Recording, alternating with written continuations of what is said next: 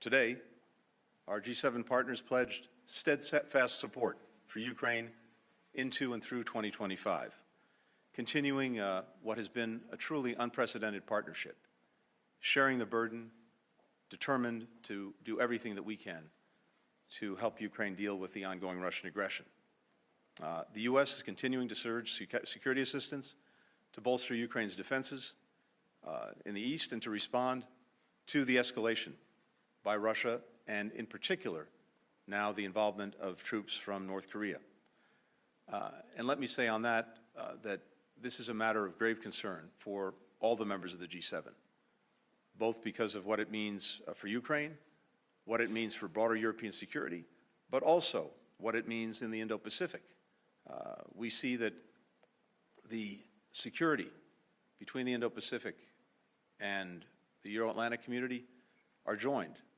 The relationship between Russia and North Korea is a two-way street. We see what North Korea is doing for Russia and Ukraine right now with the troops, but we also are looking attentively at what Russia is and may be doing for North Korea, including potentially boosting its missile and nuclear capacity. So this was a shared concern among all the G7 partners.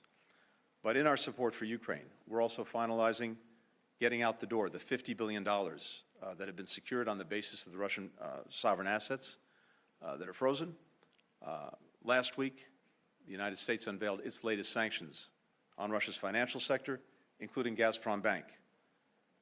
And we, I think, can anticipate further action by G7 countries as well.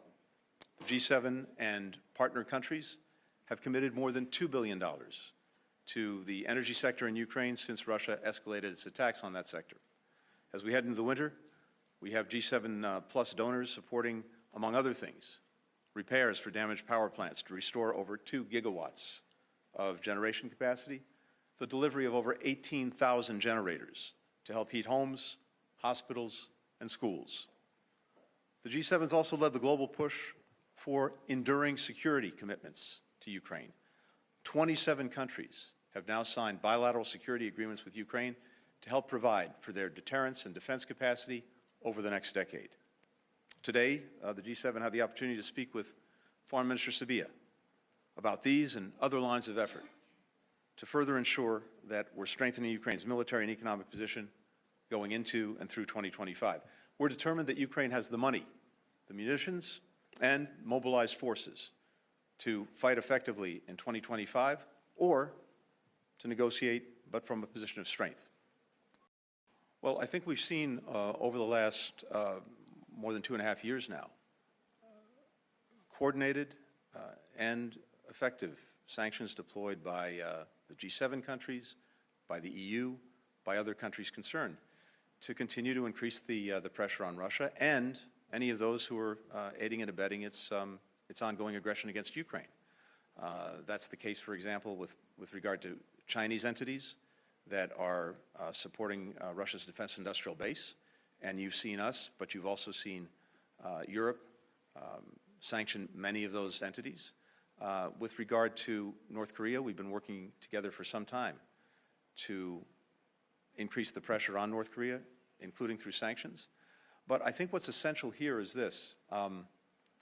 China has an important role to play in using its influence with the DPRK, North Korea, as well as with Russia, to cease these activities.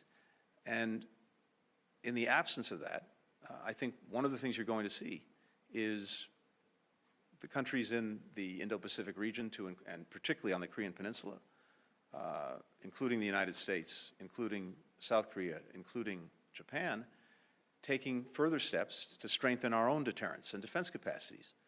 And why is that? Because, as I mentioned before, we're deeply concerned about this two-way street. Not only what North Korea is doing for Russia in its aggression against Ukraine, but what Russia is and may do for North Korea in terms of its missile capacity, its nuclear capacity, all of which increases insecurity and instability on the Korean Peninsula, and will cause us to take further steps, building on what we've already done, to strengthen our deterrence and to strengthen our defense. And these are undoubtedly steps that, while not directed at China, China will not like. So when they are hearing not only from us, but from many countries in Europe, and for many countries in Asia, the deep concerns that we all have about this relationship between Russia and North Korea. And as a permanent member of the United Nations Security Council, we, I think, would all look to China to use its influence to try to bring this to an end.